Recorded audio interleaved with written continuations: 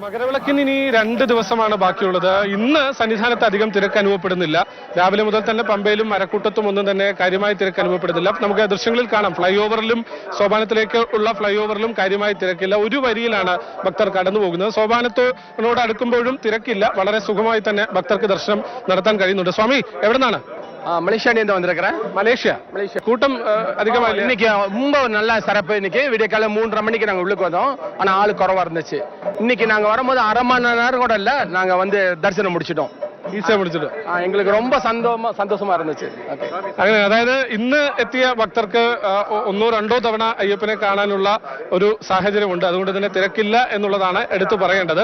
പക്ഷേ കഴിഞ്ഞ ദിവസങ്ങളിലൊക്കെയായി, കഴിഞ്ഞ 2-3 ദിവസങ്ങളിലൊക്കെയായി ഇവിടെ എത്തിയ ഭക്തർ മകരവിളക്ക് ദർശനത്തിനായി സന്നിധാനത്തും പരിസരത്തും ഒക്കെ തന്നെ തമ്പടിച്ചിട്ടുണ്ട്. അതുകൊണ്ട് സന്നിധാനത്തും പരിസരത്തും, പ്രത്യേകിച്ച് പാണ്ടിത്താവളത്തും ഒക്കെയായി നല്ല കൂട്ടമായി, അല്ലെങ്കിൽ ഭക്തർ പർണശാലയൊക്കെ കെട്ടി കൂട്ടമായി കൂടിയിട്ടുണ്ട്. അവരൊക്കെ മകരവിളക്ക് കഴിഞ്ഞ് മാത്രമേ മടങ്ങുകയുള്ളൂ. നാളെയാണ് മകരവിളക്കുമായി ബന്ധപ്പെട്ട് സന്നിധാനത്തും ചടങ്ങുകൾ തുടങ്ങുക. മറ്റന്നാൾ തിരുവാഭരണ ഘോഷയാത്ര സന്നിധാനത്തേക്ക് വൈകിട്ടോടെ എത്തിച്ചേരും. വൈകിട്ടാണ് മകരവിളക്ക് ദർശനം.